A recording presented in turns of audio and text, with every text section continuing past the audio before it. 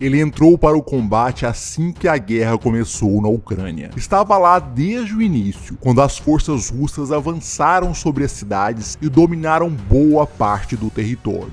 Igor Voronka decidiu participar do conflito na linha de frente e viu a Ucrânia retomar parte de seu território. Ele deixou de usar todo o seu talento como cantor de ópera, ator e cantor principal do Coral Nacional da Ucrânia. Igor estava no fronte quando fez 49 anos em 3 de julho de 2024. 3 dias depois, os russos avançaram sobre sua posição perto da vila de New York, no Oblast de Donetsk. O assentamento ficava ao sul de Toretsk, um dos grandes alvos russos depois da queda de Avdiivka. A Ucrânia vinha perdendo posições no local com a persistente progressão das tropas russas. Igor e seus companheiros não conseguiram deter os inimigos. O cantor foi mortalmente atingido durante os combates. A parte da equipe que sobreviveu deu a notícia para a esposa. O corpo de Voronka não pôde ser recuperado para um funeral, pois ficou em posição dominada pelos russos. A Ucrânia perdeu muito de seus artistas durante a guerra, nem todos em combate como no caso de Igor Voronka. Yuri Kerpatenko, maestro da Filarmônica de Kherson, foi um músico respeitado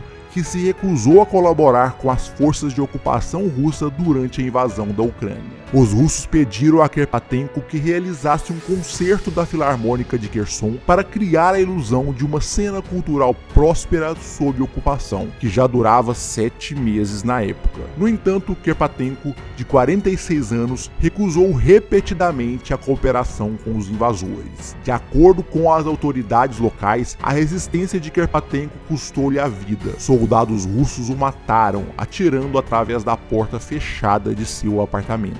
Release the Kraken!